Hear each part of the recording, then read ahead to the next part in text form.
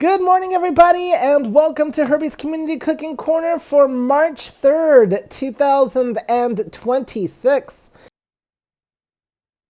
I cannot believe it that we are already in March. It feels like just last week that I was saying this was January, and will I be getting used to saying 2026 or 2026 or whatever? But we are here. Spring is almost here. Spring is here. Life is Skittles. And oh, we're not going to do that song. I must admit, I did briefly consider poisoning in the pigeons in the park for animal theme for karaoke a couple weeks ago, but that probably is a bit too morbid for karaoke. Anyway, we've got a whole host. First of all, hosting us from the scene where leadership is about to be happening. In fact, she's so close that she's going to be cooking for everybody in the hotel kitchen. Ladies and gentlemen, give it up for the amazing Cindy LeBon. Good morning, everybody. Cindy. All right. So you mentioned something about clams earlier, I think. Clams. Clams. When it came to cooking for everybody, or Okay, I'll fix clams. oh, you fixed clams. Or were you Yeah. originally going to do something else? Well, trying to think, what should I have done? Clams sound good. Don't they sound resting? And you might get oh no, it's a pearl is in the oyster. What's Yeah. in a clam? Clam, a lot of garbage because that's what they eat. But That's anyway, true. Well, there you go. all So, right. you know, And then all the way in Michigan, where her baseball team is getting ready to lose to my Mariners once again. At least I certainly hope so. And that would be Miss Diane, who's connecting and streaming us. I guess I should be nice to Detroit today since she's connecting us. And then I'm also streaming the other Michigander later on with the Abacus Made Simple. So welcome, Diane. And from New Hampshire, of course, my one and only co-facilitator, Miss Heidi, aka Spider Woman. And how are things in the web? At the moment, they're clear. They're going to get a little on the sloppy side later today, but it should be warming up. All right. So, yeah, but you're still having to do freeze dried then, aren't you? Yep. Ah, all right.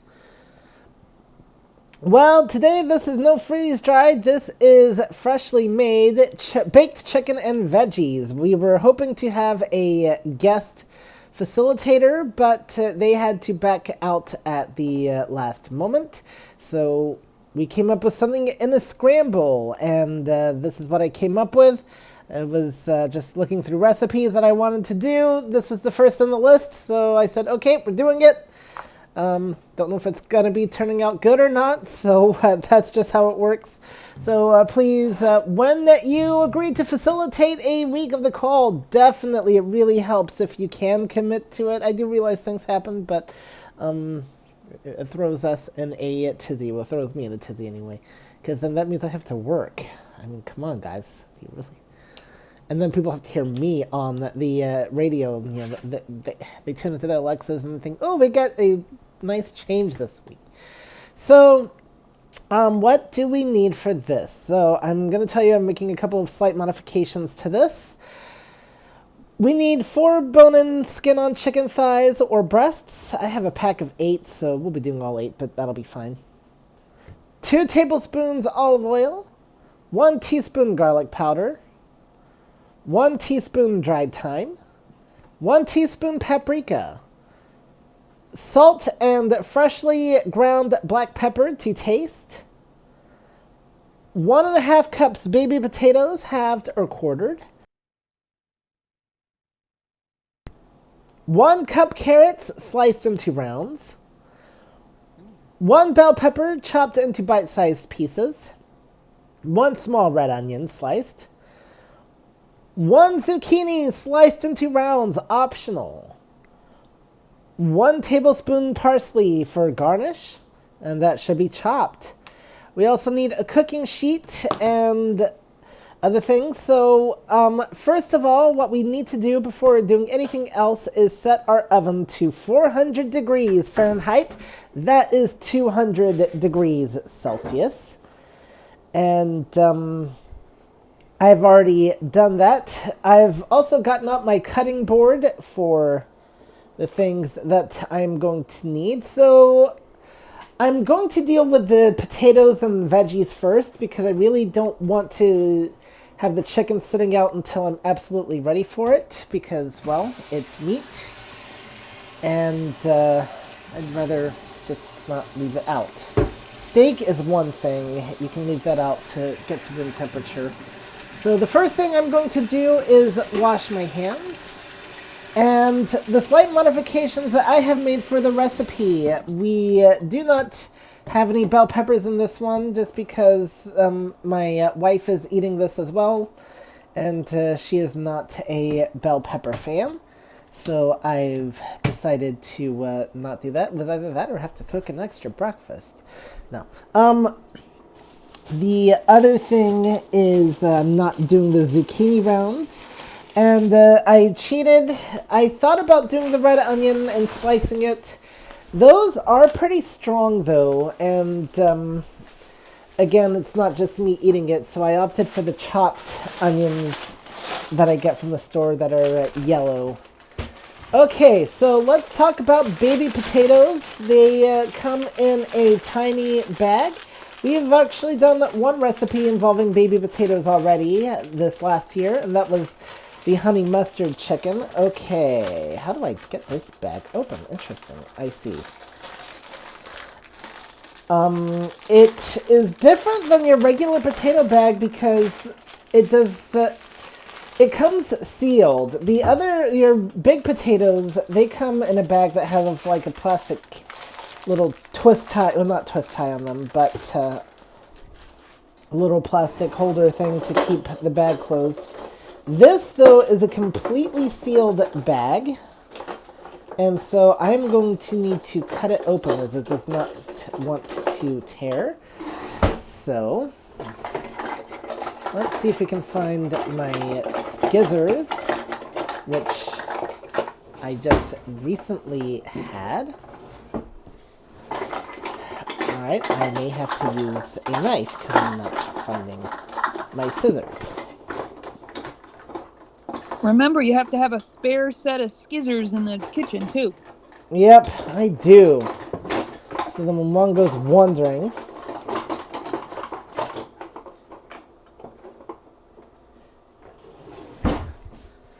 Alright. Let's see if they ended up in this drawer. Alright, I guess I'll just have to get a... I'll tell you what we will do then. I actually got the wrong knife out for cutting the potatoes, so we're going to use this knife to cut open our baby potato bag. And you don't need anything fancy, we just need a hole to be able to reach in and grab each potato out of. Okay, so I'm going to... First thing I think we're going to do actually is line our cookie sheet with parchment paper, and that way I can place the potatoes on here after they are cut. So you can do parchment paper, you can grease the cookie sheet. I'm going to do parchment paper, partially because I don't have any Pam and partially because it works a little bit better anyway. And I've got the parchment paper that is in a foil thing. So we're going to tear off enough to cover the sheet. You can also get pre-cut parchment paper. And the advantage with that is you don't have to tear anything. The disadvantage is it's a little bit shorter than the cookie sheet, so it doesn't quite cover it the way I personally like it to. So that's the disadvantage. All right, I'm going to take out a few potatoes. I'm going to run my sink. Would you like me to put Pam on your grocery list? Yeah, you can put Pam on my grocery list. Okie dokie, can do. All right. Oh, too bad I don't need coffee, too. I could just have you put Pam coffee on there. Oh. All right. So the knife I like to use for cutting potatoes it's a smooth blade, so there's no edges on it, but it's still pretty sharp. And we're just going to cut these potatoes in halves. We don't do quarters on here. No quartering, no prisoner of war. So I can just take each potato, cut it in half. And how do I cut the potato? Well, we place it on the cutting board. And you can do it either lengthways or widthways. It doesn't matter. I'm kind of doing it more like lengthways. You know, potatoes are a bit ovalish type shape. So I'm having them face towards me, and then I'm just cutting in half. And just one little chop. That's all it needs. But a pound and a half of potatoes is quite a bit. So we've still got a ways to go here, and this bag could have opened better, but that's okay. So, baby potatoes, they are what they sound like, baby potatoes. Wah, wah. Yeah. And, so, I'm placing them, and then I could leave these on the cutting board, but I'm kind of placing them on the cookie sheet as I go, just because they're ready to go, and I can get on to the next bit of chopping after this. Although I really actually should be putting these in a bowl, because it does say to mix them together. So actually, I tell you what, that's what we'll do. I'm getting way ahead of myself here. So let's get out a mixing bowl. And we're going to actually place them in a mixing bowl. And then we're going to mix them with the carrots, the veggies, a little bit of salt and pepper. Or just some salt, actually. And that is what we're going to do with that. So let's get out a bowl. Okay. There we go. So I'm now placing the cut ones in the bowl, but we still have our cookie sheet ready to go, so that's a good thing. I put a pair of scissors on your grocery list too for a spare. All right, good idea. Okay, so the advantage of putting them, though, off the cutting board is they're not sitting there ready to roll around and get mixed up and all that type of thing. And so I find it's just a little bit easier to keep track of if we don't have to leave things on the cutting board. Okay, do we have any questions so far? You not. No, sir, you do not. Oh, I called you sir. You did. So respectful. No, not yet, but as soon as you say that, somebody pops right up. People don't make a liar out of me. All right, well, this is a perfectly straightforward recipe. It's just chopping veggies, and the more complicated part will be the carrots, and even those aren't hard to chop, actually, so we'll talk about Uh-oh. that. Got one. All right. All right, William, you're on. William, now in Texas. Good morning, Herbie. Good morning, everyone. So, how long should you preheat your oven for? A minimum of 15 minutes. Your oven is, of course, every oven varies slightly, but the length of time that the longer the oven's preheating, the better, because that way you ensure that it's completely ready to go. So, okay. I mean, you don't need to leave it heating up for like several hours or anything like that. Well, how long should you what is the temperature that you should preheat the oven for? So for this one, we're doing 400. 400, okay. Alrighty, well, thank you very much. Yeah, well, before you go, how's Texas treating you, my friend? It's going very well, thank you for asking. All right.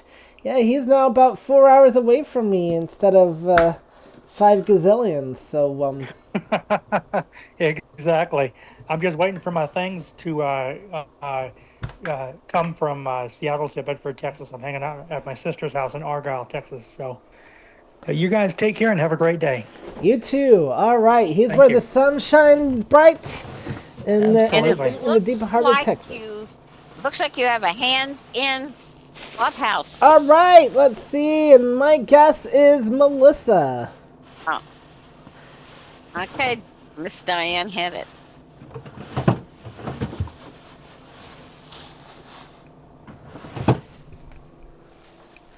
And you're muted, Diane.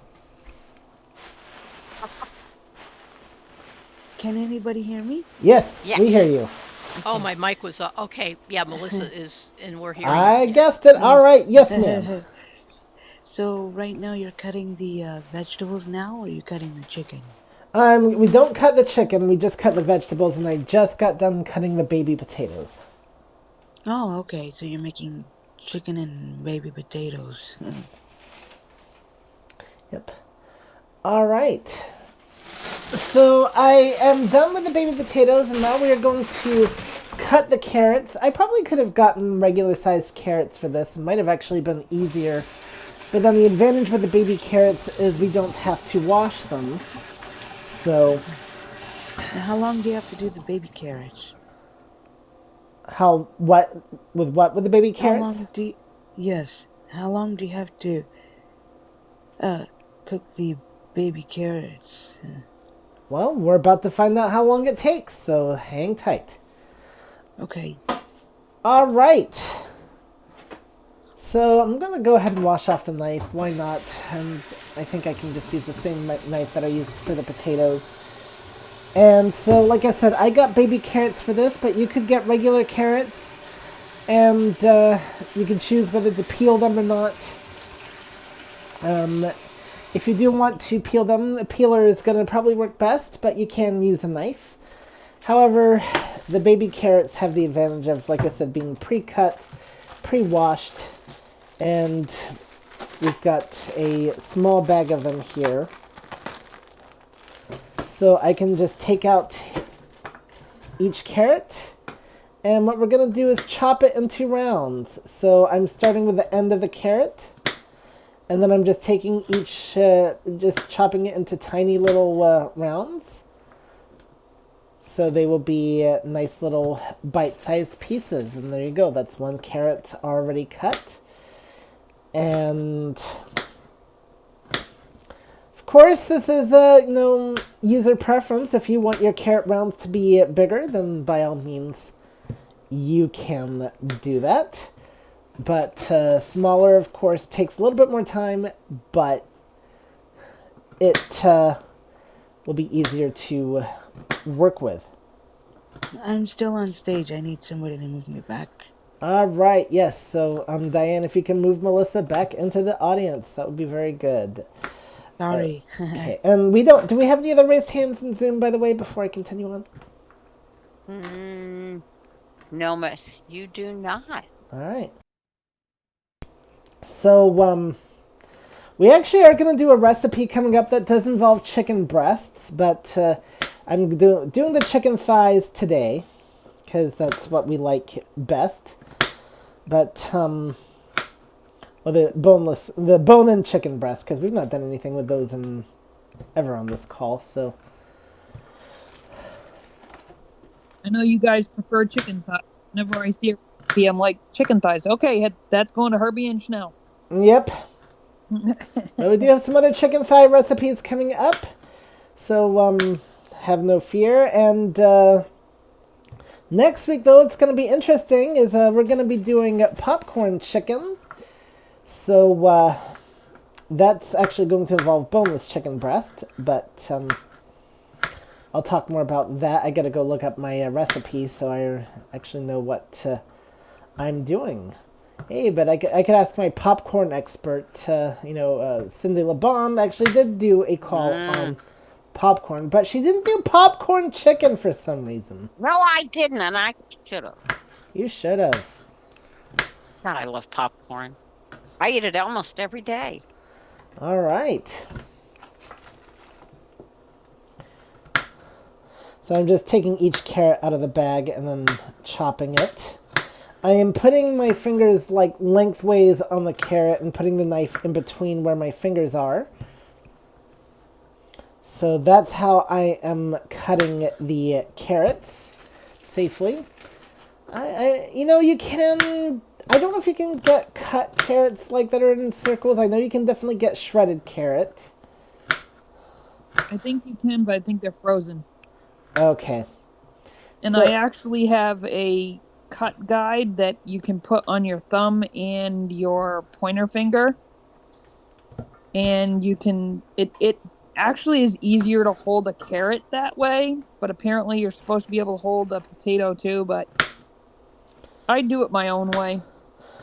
Yep, there you go. And I also have the cut glove. All right. So Heidi, again, different people do things different way. Heidi has a lot of extra kitchen accessories. So I don't have those particular. I've never used any cutting guides. I find the extra stuff to have to work with much more difficult than. That's why I really don't use the cut guide thing. Yeah. I have my own way of doing it. Yep. Or I've got the cut glove just in case. Yep.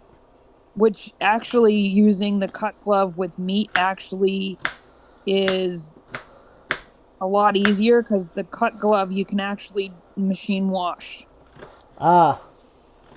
But that way it doesn't tend to move around on you, and if you poke yourself with the knife, then it's not gonna go through. Yep. Wouldn't highly recommend it, but I have done it before. Yeah, one time I almost cut myself with cutting meat because the chicken breast was so frozen that I could barely feel my hand. But Not good.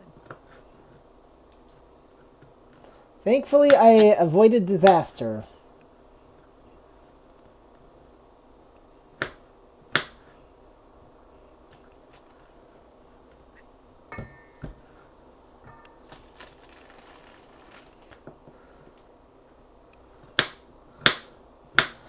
And of course, what makes cutting these carrots interesting is they are different sizes too. They are not cut equally to begin with. So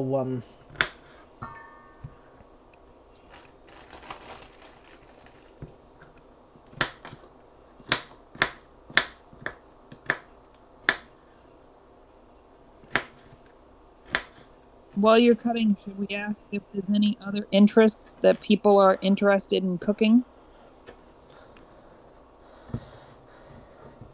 yes. Oh, and also, I don't know if they're listening or not, but apparently somebody had recently reached out to you, interested in cooking, but did not get back to you when you responded to them. So make sure you respond to Heidi so we can get you booked.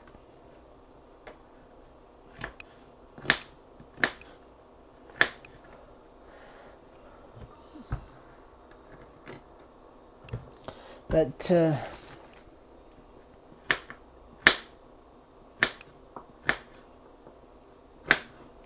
we do have quite a bit of interesting things coming up for you all, so do not worry. Okay.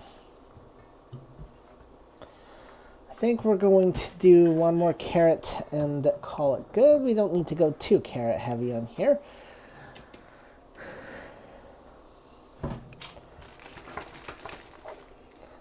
And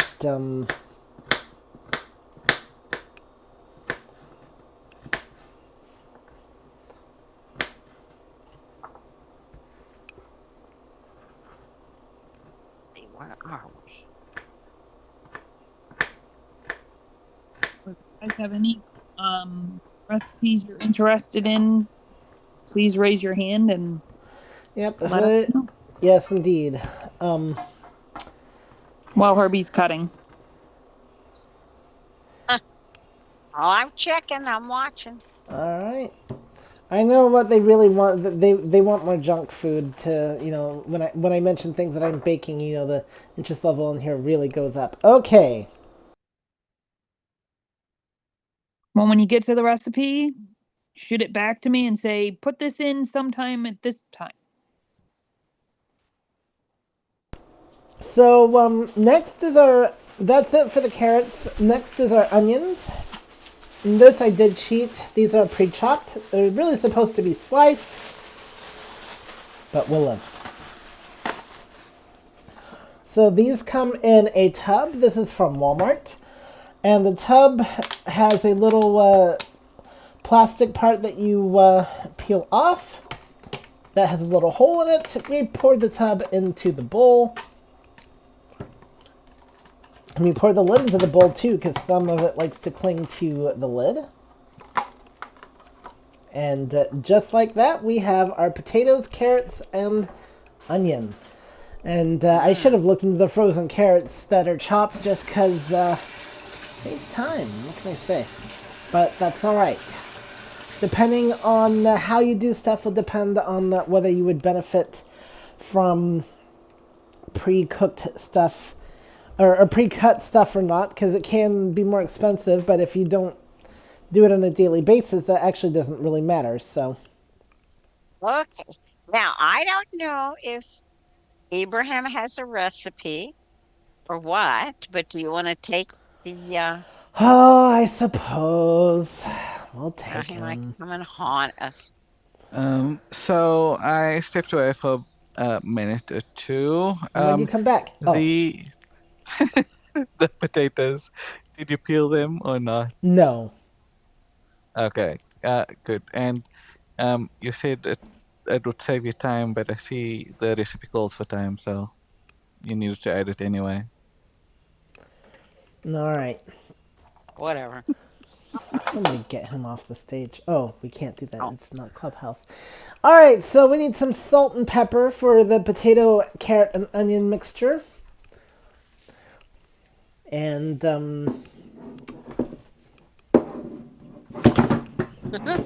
whoa. Got my dispensers here getting all mixed up.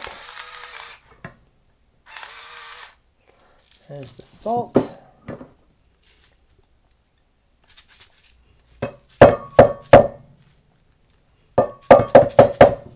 My pepper Good one Lord. is broken. There we go.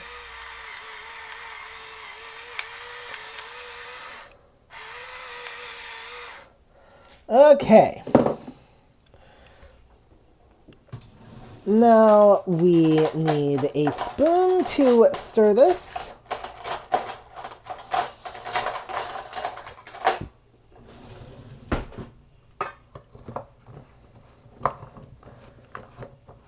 There's not really much stirring to this, as the idea is just to kind of coat this, and need to add a little bit of dried thyme as well. So let's do that real quick. And I'm going to add the thyme. This comes, of course, in a regular spice bottle. And just sprinkling it out of the thing.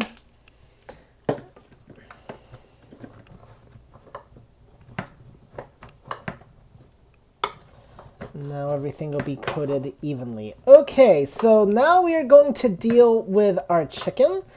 So what we're going to do is, it says to pat the chicken dry first, and that's what we're going to do. You never want to rinse your chicken because that just spreads germs, but patting it dry is okay. And I'm going to, of course, wash my hands here just to get all the extra potato stuff and whatnot off of them. And then we are going to grab a paper towel here because that's going to work best. You want to use a paper towel, or you could use a napkin, but paper towel really is the best option for this type of thing.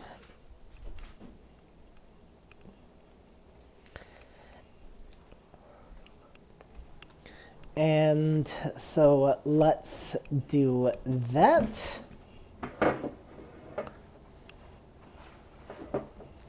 And I'm going to get a good length of paper towel just so that way I can use it all up and not have to constantly come back.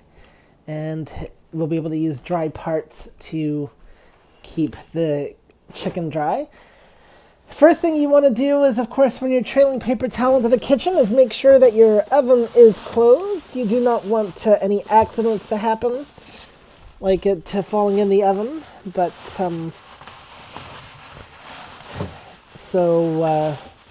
make sure you do that. Okay.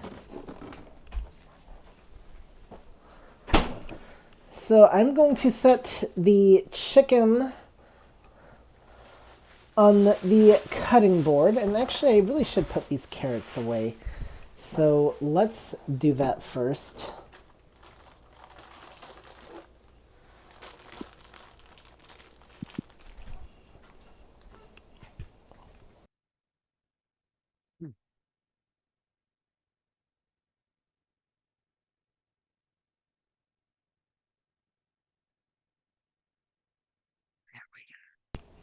And I guess we'll just put them in this Ziploc bag. That'll be the easiest.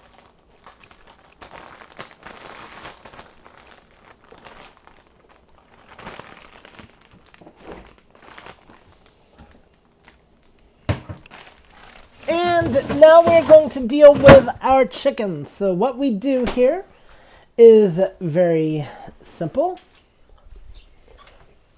We need to get it open. And I can just use my finger to tear a hole in the packaging. And I'm going to completely remove the plastic wrap. And put that in the garbage. Okay.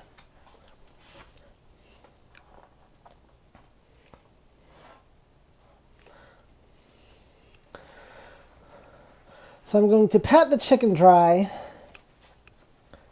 Oh. What? Oh, I thought you were saying something there, Cindy. No, I just went, oh. I'm still back to patting the chicken. Poor little chicken. Oh, well, this chicken's already dead, so Yeah. I think so. Chicken, are you dead? Oh, God. Yeah. Okay. That answers that I question. had a pet chicken when I was a kid. You had a pet chicken? Yes, I did. It Aw. was an Easter chicken. I Oh, named her Fluff Ann, and she ended up being a rooster. Oh. I mean, it's just a coincidence, I suppose, but I know when you were a kid, one time I went to Baltimore and I visited a KFC. And And I had fried chicken. probably had my chicken. I might have had your chicken. You never know. No. No, my only time in Baltimore was back in 2002, and we actually had crab there. And let's see, yeah, we did have pizza. We also got to go to a barbecue place. And a friend of mine did have chicken. Ooh, that could have been your chicken that they ate. Oh, chicken. They were too afraid to eat the ribs because they might get their stuff messy, even though we were going to change afterwards. So it's like, okay, if you want to have...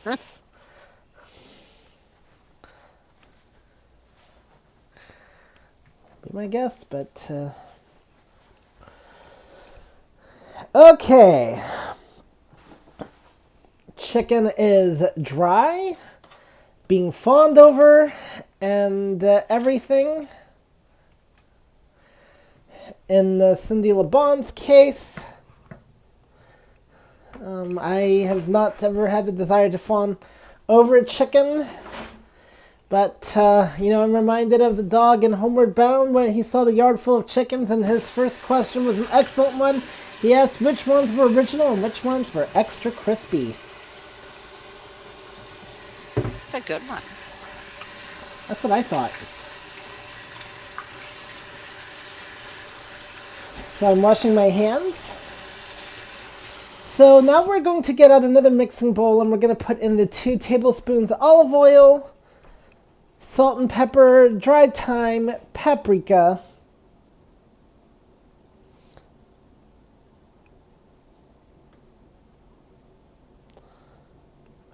and garlic powder. All that. It says to rub it into the chicken. I think the easiest way, just to make sure that things stay contained, is to kind of roll it and rub it in the chicken. So you can do this any way that you feel so inclined, as my board needs to go to the sink, and said knife can go to the sink too, except I missed the sink as I'm trying to get out the mixing bowl here. I apologize, folks. There should be a lot more clanging and banging and type of things to hurt your ears today. Just don't have that much of it, I'm afraid. But I do apologize, because I know everybody loves that. And the more distorted, the better, too, no less. And I think we don't have too much of that today. So I do apologize. I will try to have some more clanging and banging next week. Okay. Putting salt and pepper into the bowl here. I don't think it matters which order we do things in. And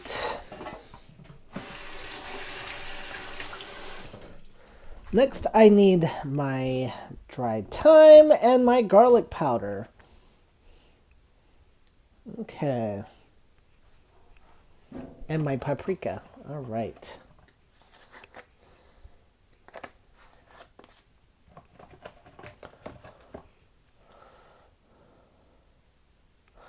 Ooh, I could really have some fun and put in some cayenne pepper. But I don't think that would go too well. So we'll do our tablespoon of garlic powder.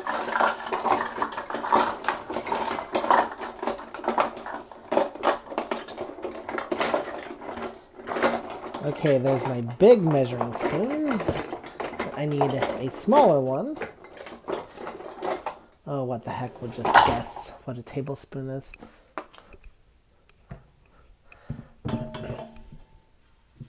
It's not too much. And that'll just save us digging out measuring spoons. The idea is you want the garlic powder in there.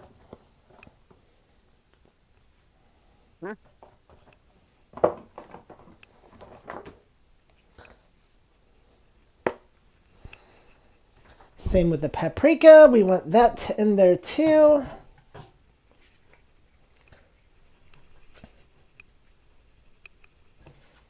Okay. Now the olive oil we will measure out, because that'll be good to, we don't want to overdo that. Alright, I'm going to wash my hands first of all, because we're going to go digging through the cupboards to get our olive oil. Well, not actually digging, because I know exactly where it's at. But,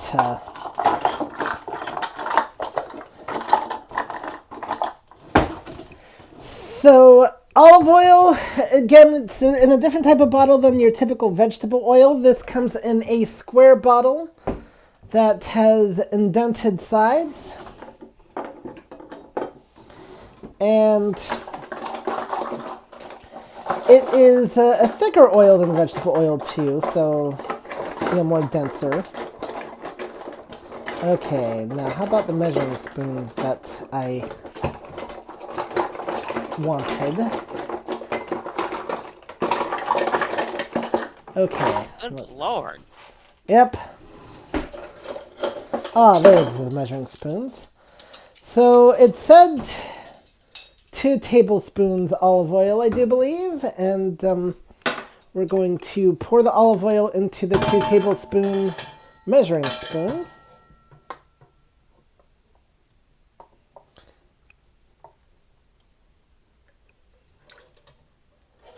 All right, and I'm just pouring that over the bowl. If there is any excess, which it doesn't look like there was, it would have gone in the bowl as well. A little bit extra isn't going to hurt anybody. And as you can hear, I've got a lot of measuring cups in this other cupboard. I'm putting the measuring spoons, though, in the sink, and I need to make sure this cupboard will now fully close. Okay. So, with that, now we are going to stir the mixture up real good. Oh, but I never did get my dry thyme. Oh dear, let's see what we can do about that.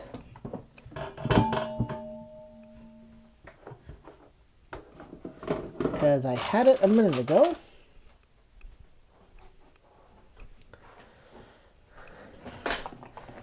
And let's see if we can find it once again.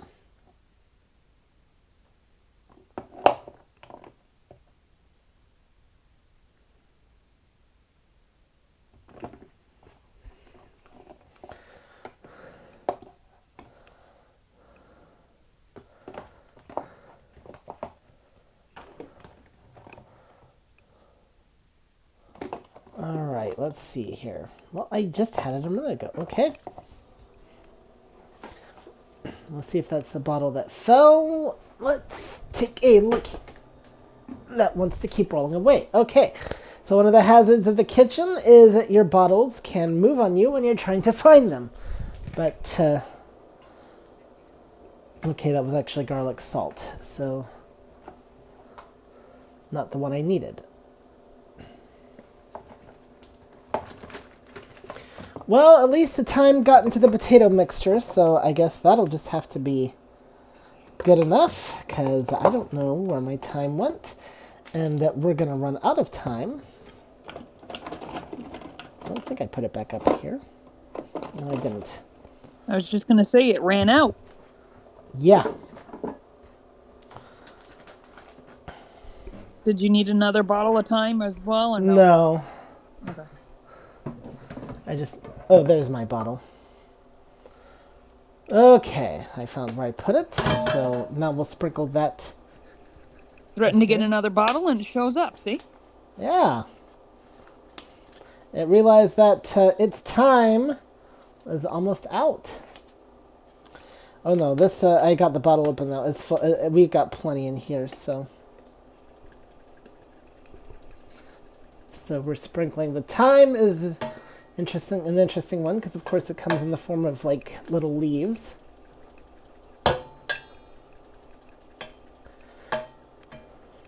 The only thing this recipe didn't call for is rosemary and sage. So, okay, I'm sprinkling some thyme in there. And now we're going to stir the mixture real quick. Nothing fancy involved. I probably could have done this first before patting the chicken dry, but that's okay.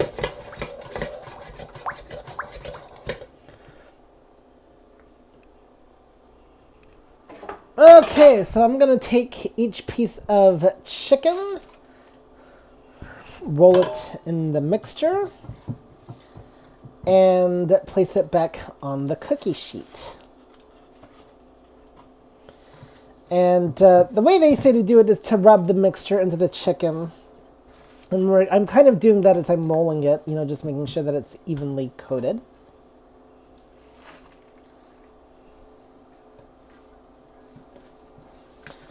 And so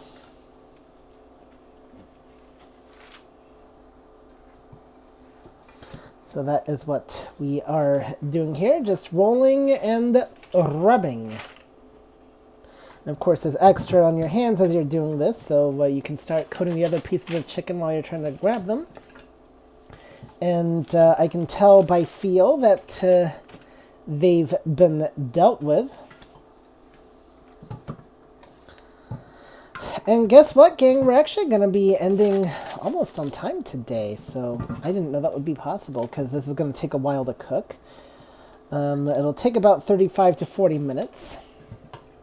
And that actually used up the mixture, so I think that your 8 chicken thighs was actually just fine for this. But I guess the advantage if you're doing less is you have more to work with if you need it. Alright, I'm going to wash my hands, and now we're going to place the vegetables around the chicken. And let it bake. So the idea is to spread this evenly. And now, of course, if I'd have done the bell peppering, then we would have sliced that as well. And actually, it's interesting. It says to chop the bell pepper and slice the onion. So that's interesting how that goes. Okay, we've got a lot of vegetable mixture here. And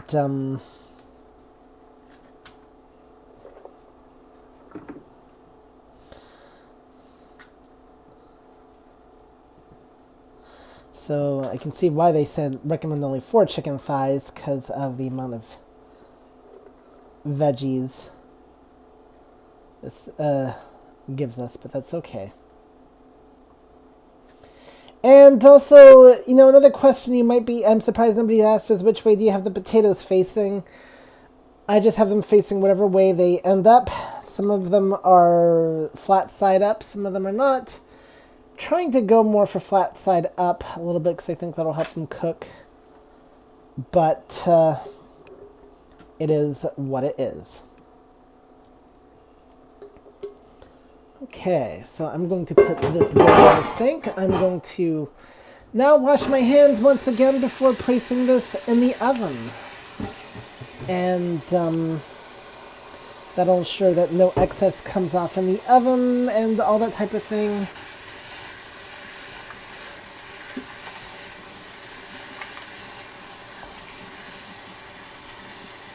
All right.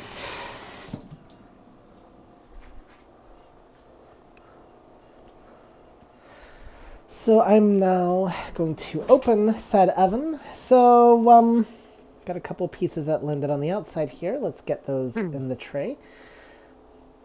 So let's talk about oven technique. Should you or should you not remove the rack? I definitely say you should not. And I should also try to use up this other corner of the cookie sheet a little bit better. And I'm now going to take the cookie tray. I don't even need an oven mitt for this part. It's when we take it out that I will. So I'm facing the oven dead center. Slowly bending down, moving the tray inside and pushing it all the way to the back. And then we close it. Hey Google, set timer for 40 minutes. Okay, 40 minutes. And your timing is going to be perfect. yeah, we're actually going to be done here pretty soon. So, yeah, it is perfect because the call technically lasts 45 minutes. So if we find enough content to talk about, we can stay on here. Otherwise, I will end early. But, And you do have a hand whenever you're ready. I do have a hand? All right. Yes. Well, let's get to the hand then. Okay, Julie. Yes, ma'am. Hi, good morning. So my question is about your seasonings with the salt and pepper. You have is it an electronic thing that you use? Yes. Does it measure it for you or? No. It's Okay. supposed to be these cute little electronic salt shakers, and it kind of like grinds the pepper as it's going and processes the salt. And it's supposed to more evenly measure. It doesn't actually measure it, but it's more evenly distributed. So they're kind Right. of what? I just said okay. I have regular things here, so I didn't know how that I worked. do also use the regular. I do also have the regular ones as well. So, but I usually use the regular ones. I try to use the regular ones more for baking and cooking and stuff, and these for when, just putting salt and pepper on afterwards. But I didn't feel like hunting for my pepper. Oh, The other gotcha. pepper. Okay, thanks. And yep. And also the other advantage with this one is the pepper doesn't come out too strongly. Okay, so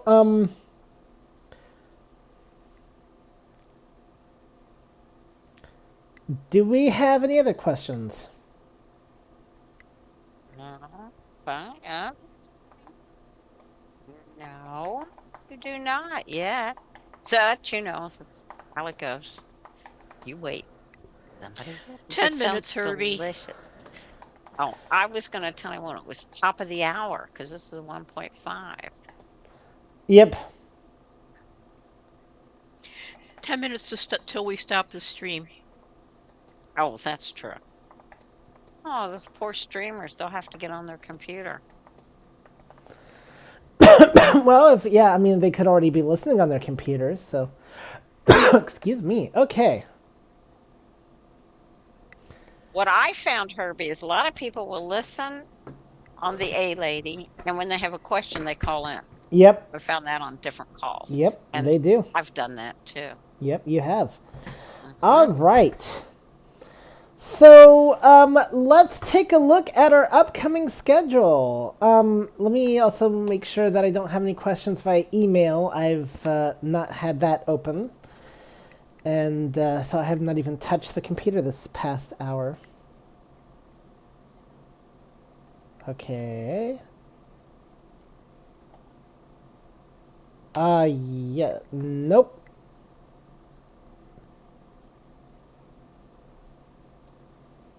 Okay, I've had emails, but nothing related to the cooking thing. Herbie didn't touch his computer for the whole time. I It's gonna know. snow. What's wrong? It's gonna be a blizzard. Yeah, it is. Don't say that. I know, right?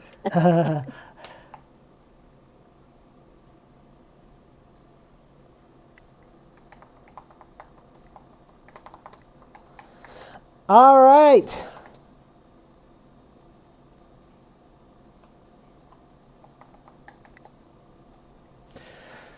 So, yeah, in Texas I can joke about blizzards here, but you all in the other parts of the country.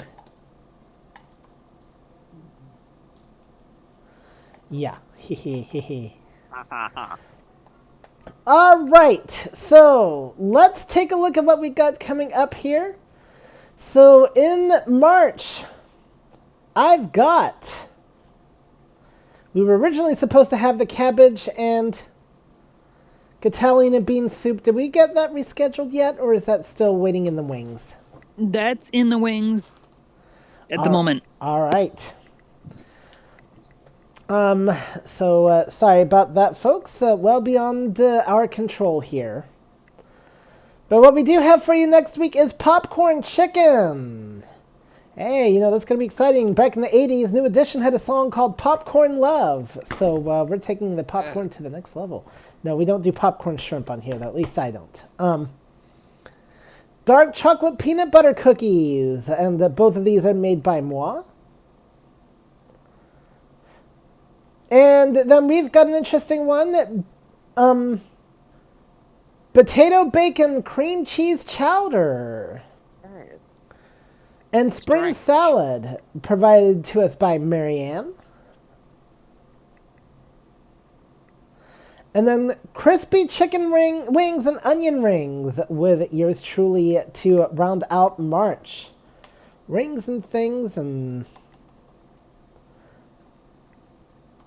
All right. And then taking a look at April. Oh, Jeanette is going to be making mock lasagna on the first week of April. We're open on the second week of April. We've got Moroccan chicken casserole. I'm looking forward to this one on the third week of April. And then snickerdoodle bars with me on the fourth. So you get a lot of me cooking. All right, so how this is going to work, by the way, folks. Definitely, if we have room for, if anybody is interested in guest facilitating, I'd love to have people on, starting with the middle of May through the middle of June, as I will be traveling those weeks. And if we don't get anybody, then I will come up with some backup plans. Have no fear. We're still going to have cooking calls. But if you are wondering if there's any opportune time to guest facilitate, I would definitely love to have anybody on for those times. You can definitely ask for things that we're interested in, or you can just tell us what you want to cook. There are no rules on here. We're like the Outback Steakhouse. No rules, just right. So it's ultimately down to you and what you would like to make. You can do it live or pre-recorded. And I've noticed a lot of people tend to prefer to do theirs pre-recorded, which is perfectly fine. And so just let Heidi know. And you can just find Heidi by reaching out through community. And let's talk about community real quick. For those of you listening on the stream side, if you are not part of the ACB community and you would like to hear the other exciting calls that are happening, because not all of them are going to be streamed, then why not send an email to community@acb.org. That's community@acb.org. And just include your name and your email address and say, please add me to the community call list. And they will gladly do that, starting with the next day's list calls. And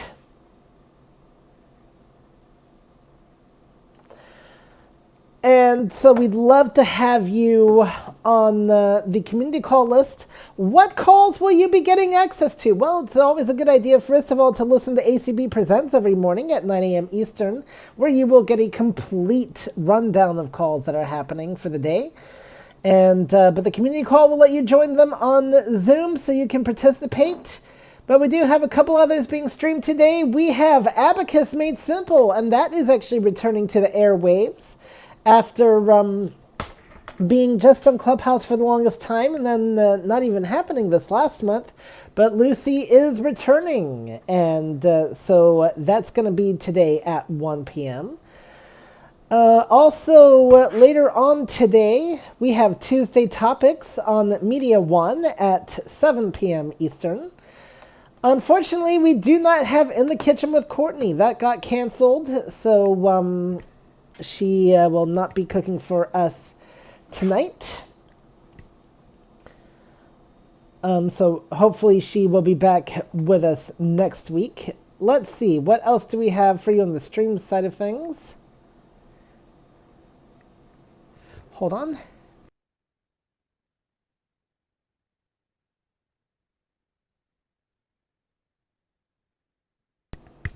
Okay, there we go.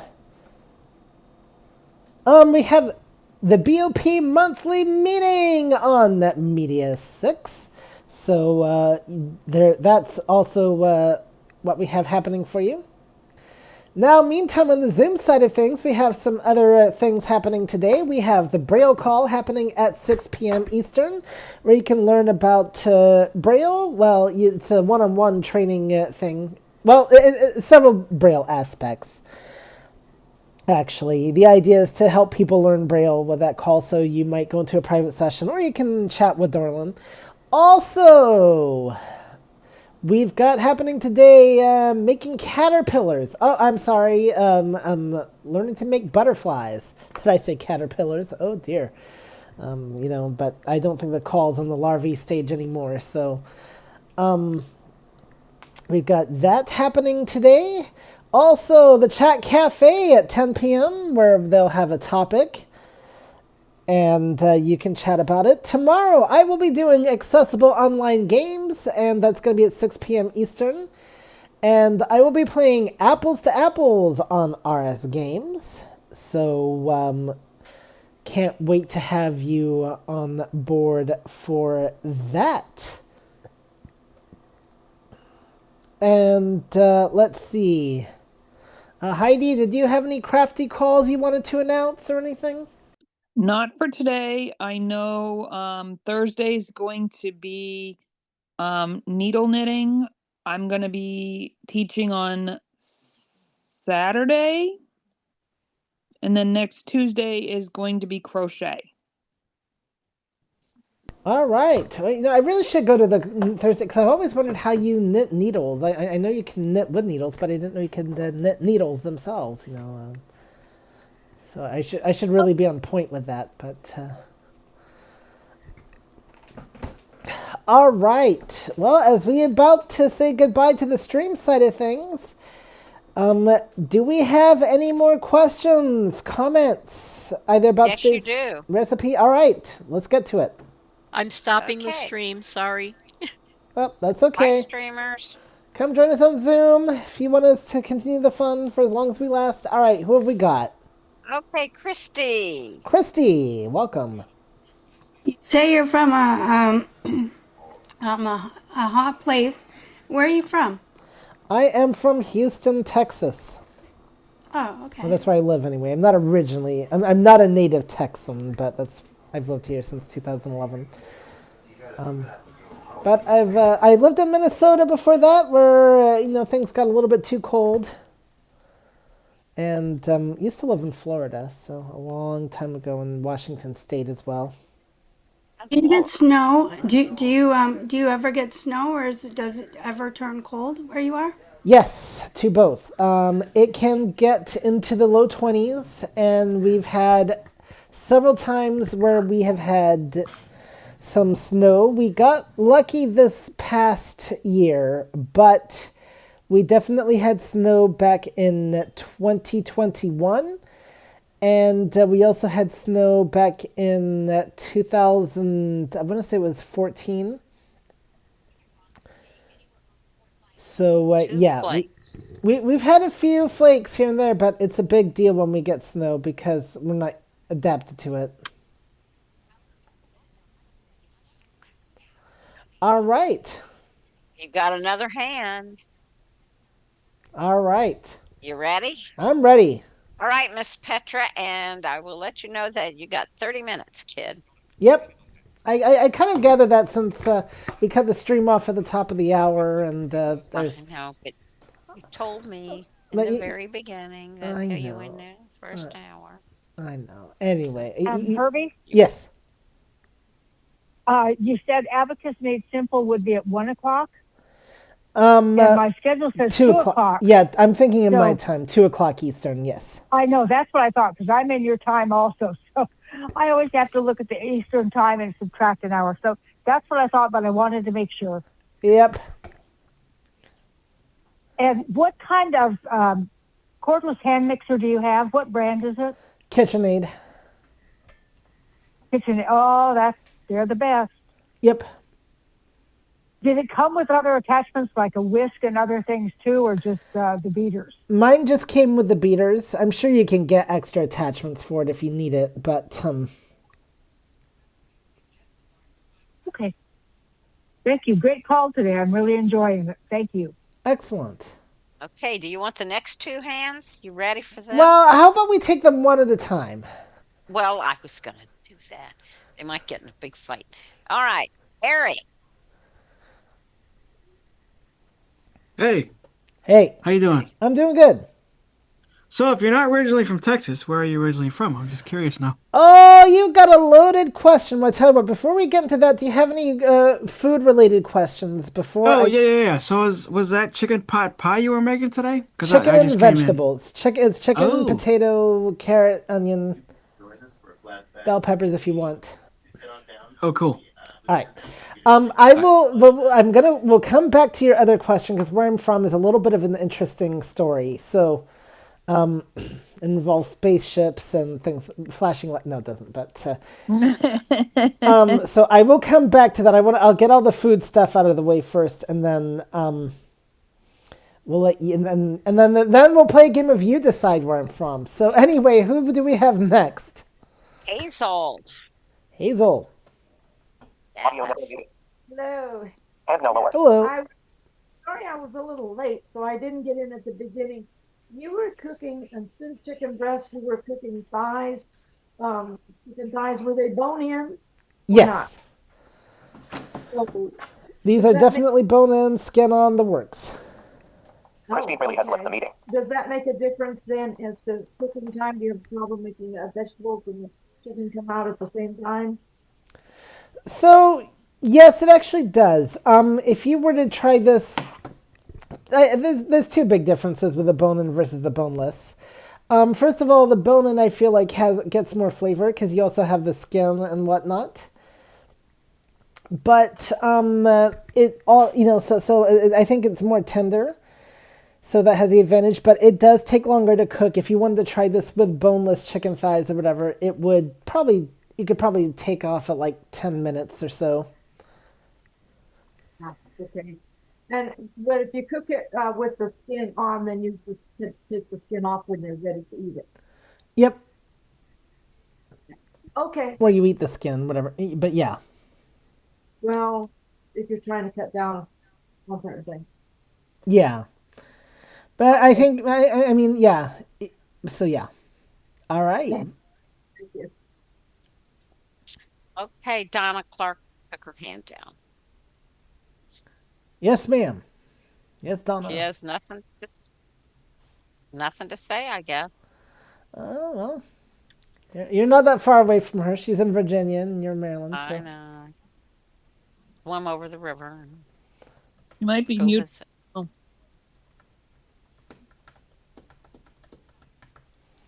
Oh, shoot. Mm. Yeah, she didn't put her hand back I'm up. here. Oh, there I'm you are. here. There you are. I was taking care of someone because I am at work. Ah. I want to know, can you make barbecue wings?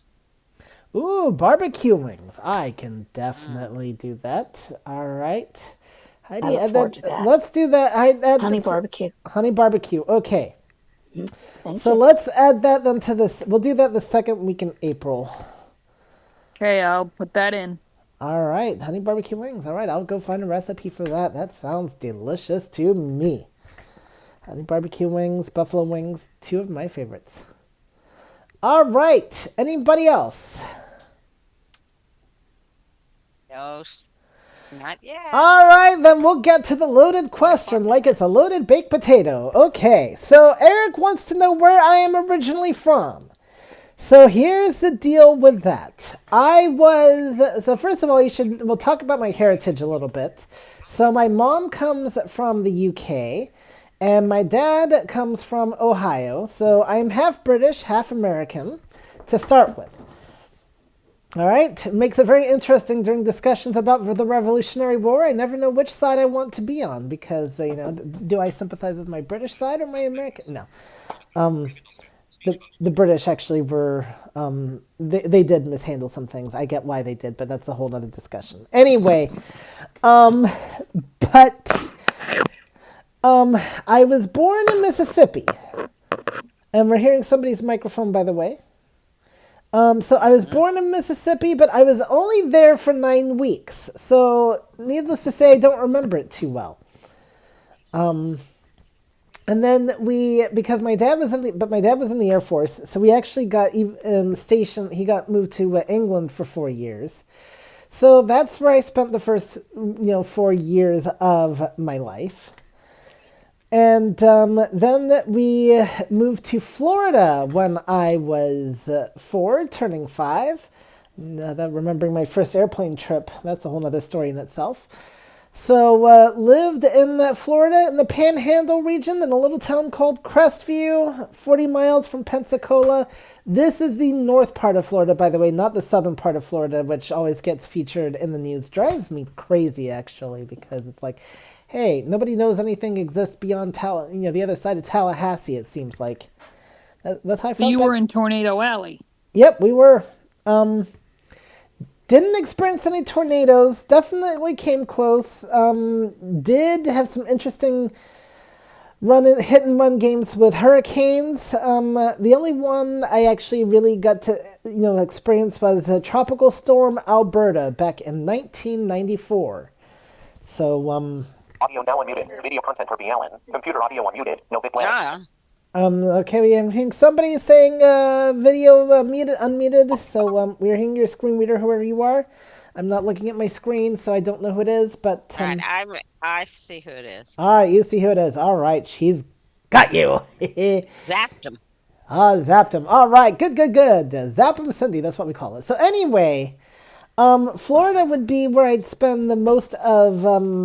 Well, I've outlived here in Texas, Florida versus Florida now, but I would spend a good long time in Florida from 88 to 99, basically, so about 11 years. And then our family moved to Washington State. And then my ex-girlfriend and I would move to Duluth, Minnesota in 2004.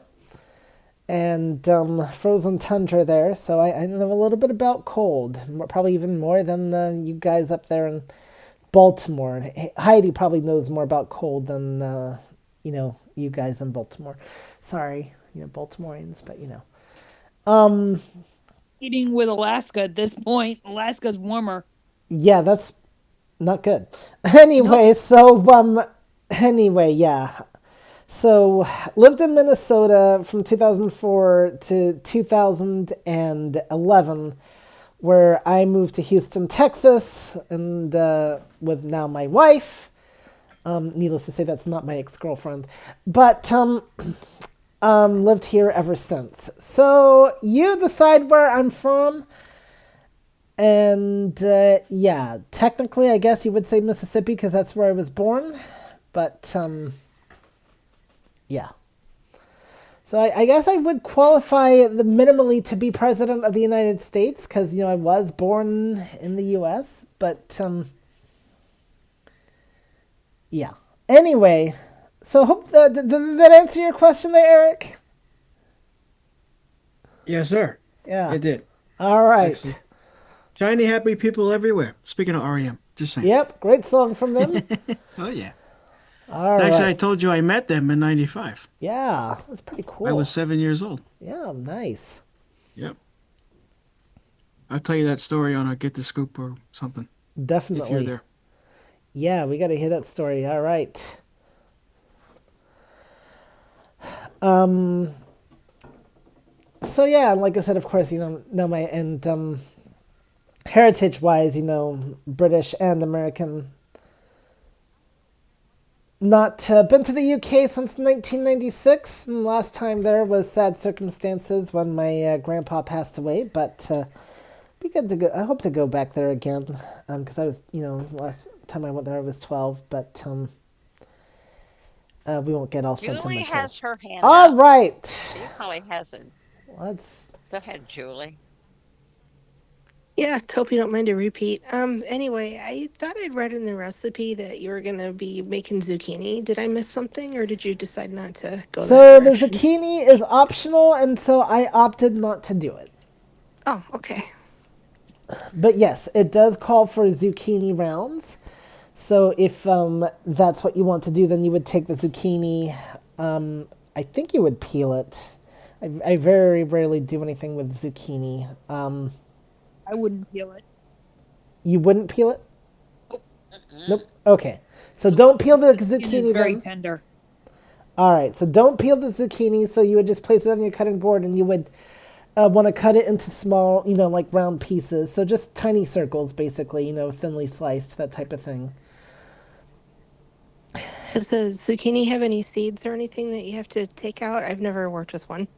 It does have seeds, but depending on the size of the zucchini, you can eat them.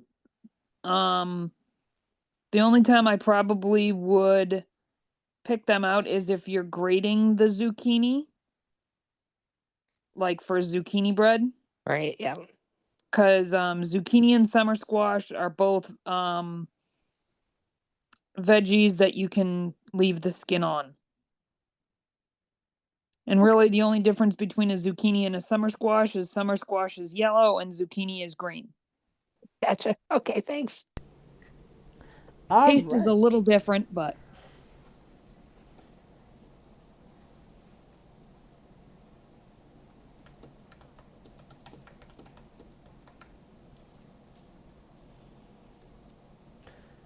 All right. Any other questions? We got about 16 minutes left if we do. Otherwise, we're going to end early. So if you have anything, now is the time. and I put in honey barbecue chicken wings for the second week in April. All right. Donna, are you still with us? Yeah, she's here. All right. Yes. So, Donna, I was going to ask you, did you have a preference for the air fryer or for the oven? No preference. Okay, then I'm going to stick with the oven for this one. Yeah, that's good. I'm all good right. with that. Because we're going to do crispy wings in the air fryer in March. So we'll explore two different types of wings as we spread our wings here. All right. Well, folks, just a reminder, if you would like to participate in the cooking call, reach out to Heidi at community@acb.org because she is the actual scheduler. Also, and I forgot to mention this on the stream side of things, but we do have our cooks list, acb-cooks plus subscribe at acblists.org. And there you get things including a look at what we've got coming up, though I do post that to the conversation list as well. You do get the entire recipe, though, so you'll have that. In fact, I can even post that right now while I'm thinking about it, so I don't forget. And I generally respond to people within about 24 hours of when I get their emails. All right, so, yep. Hey, you got another hand. All right. Popular today. Erica. Here, Ms. Mitchell. Unmute, please. There you go.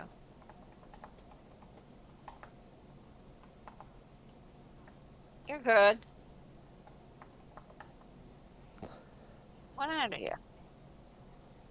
And you're muted again. Or I think you unmuted, but yeah. There, I sent you a prompt. Okay. Can There you hear you me are. now? Yep. Yes. We gotcha. Okay.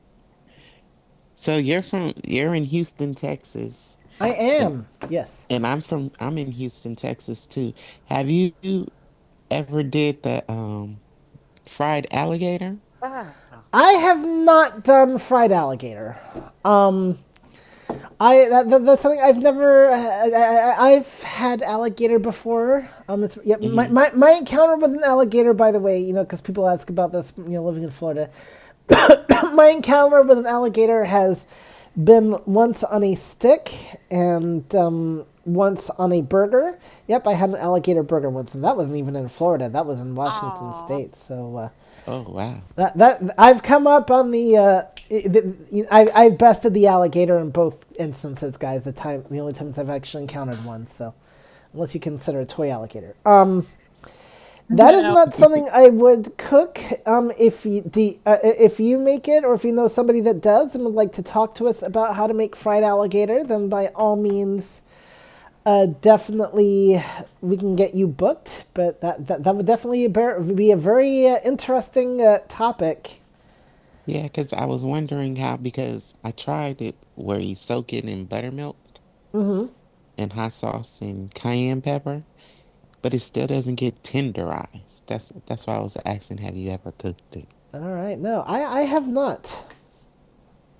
If anybody else has, though, let us know. And then I have another question. Are you going to the rodeo?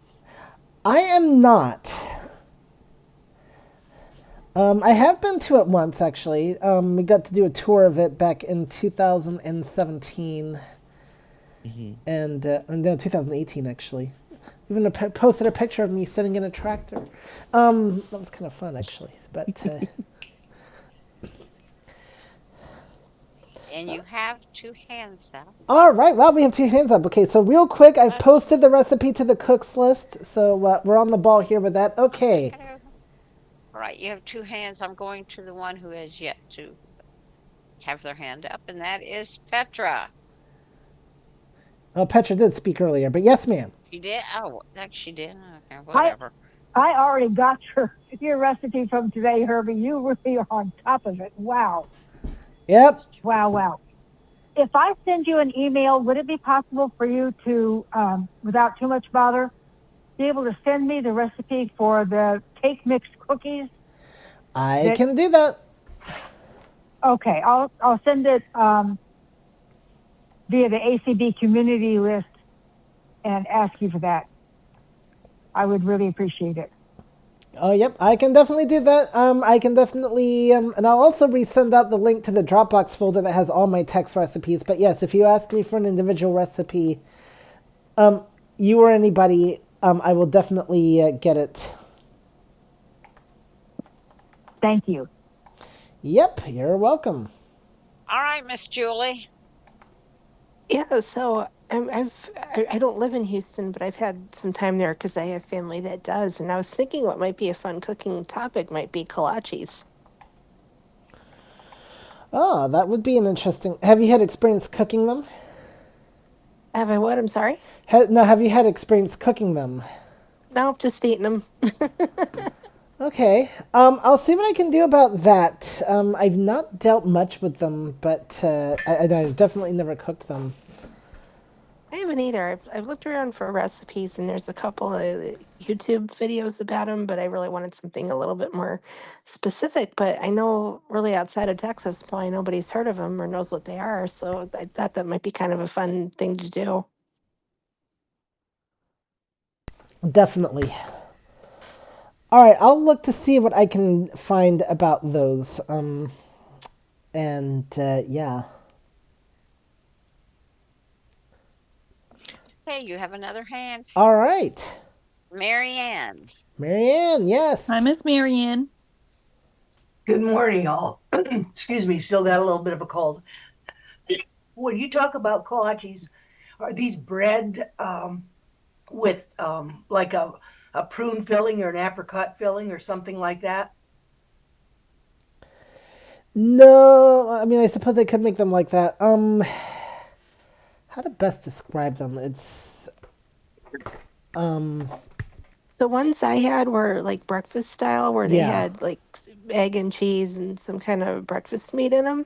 Yep. But there's a lot of different ways that you can make them, and it's like a stuffed roll, I guess. If that. Yeah. Okay.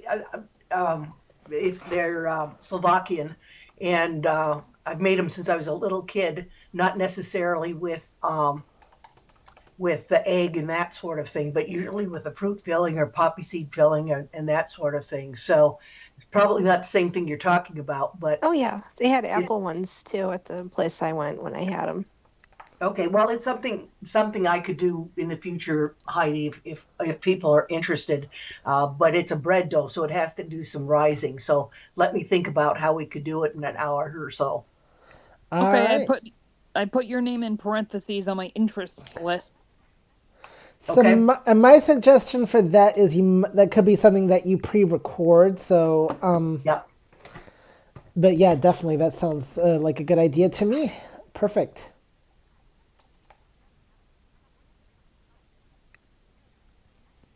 Hey, that's it. All right. So Petra, I did find your email and I did send you the cake mix cookies. So we're on the ball here today because we got everything in the oven. So there's not much for it to do other than be on the ball with things. So and I'm feeling better than I was last week when doing this call. But I try to bring you these calls, rain or shine. Anyway, perfect. You have 6 minutes and 30 seconds. Yes. So I want to thank everybody for coming on the call today. And glad to have a fellow Houstonian on the call with Erica. So that's totally cool. And yeah, fried alligator. That is definitely a brand new. I've never had anybody ask me about that before, so I love it. It's not something I would eat myself. But I still love it. And for those of you that have never had alligator, I will just tell you that at least my experience with it, I had it once on a stick in Florida, and I think I liked that one better because it was a little bit more tender, whereas the when I had it on a burger, it was kind of a little bit more. I don't know how to describe the texture. It was very different. It was not very burger-like, but Petra has her hand up. Do Yes, you want ma'am. to take it? Okay, go ahead, Petra. You might have an alligator. You have an I alligator? have had fried alligator many times. It's one of our favorite things that we do as a tradition on Thanksgiving. We have fried alligator as an appetizer. And I would tell people, in the way I've enjoyed it, it kind of has the texture of chicken and a little bit of the flavor of shrimp. So it's firmer than the shrimp would be, but it's very, very good. I used to eat it in Colorado at the Buckhorn Exchange, which is a really old, I think it's the oldest liquor license in Colorado. And that was the first time I had it. And then every time I would go back, I would order it. And friends that we would go with would go, ew, alligator, I'm not eating that. And then they would taste it, and they'd eat all my fried alligator. So when I would go, I would order 2 orders so that I would get some too. But fried alligator is really, really good. I would love to find a recipe for that. All right. Well, maybe you could ask them how they get it so tender. And I do know from doing buttermilk fried chicken, it really helps if you give it a lot of time. Like, typical chicken recipes call for at least an hour to 4 hours or 24 hours. Like I said, I've never fried the alligator before, so I don't know exactly, but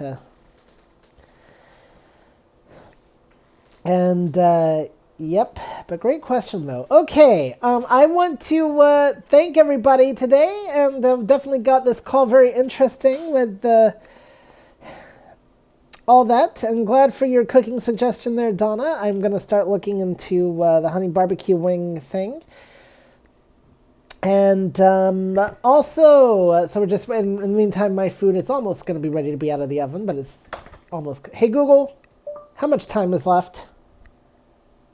There's 1 minute and 20 seconds remaining. Oh, well, we'll actually be able to take it out and have a quick look then.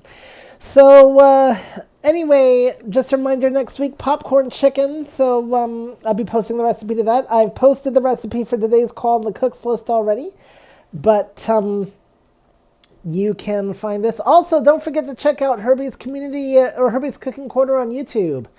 And you'll find many of these calls. I've uploaded some more recent ones. So, definitely check those out. There's quite a variety up there of different ones that I've done throughout the years, going back to some of the very early ones, and then some of the ones I've done with Tori and everything like that. So make sure you check those out.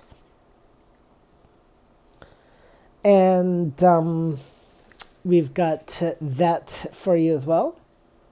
And also, and I will post it again to the list, I do have a Dropbox folder that you can look at. All the recipes are in text format, so you can easily look at them no matter what device you were using, because that is a universal format. All right, computer stop, or hey Google stop.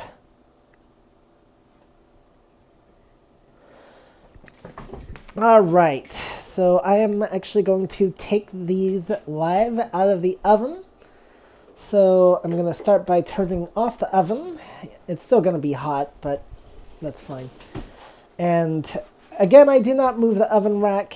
For this, I'm going to use both oven mitts because it's a cookie sheet. If it's just a pan, I'm usually fine with one. But, so I'm moving the sheet forward enough to where I can grab it. And lifting it carefully out of the oven and setting it on top of the stove. And ooh, looks cooked to me. Okay, perfect. So what I'm going to do is, in a minute, is let it cool down. And then we're going to serve it on a couple of plates with the chicken. And I need to find out if the wife wants her chicken cut up or not. And if she does, then I definitely need to let it cool down, because cutting hot chicken is a really tricky thing to do, especially when you have to contend with the bone. So, and then I'll scoop on some veggies as well, and we'll call it good. All right. Thank you, Cindy. Thank you, Diane. Thank you, Spider-Woman. And thank you, everybody else.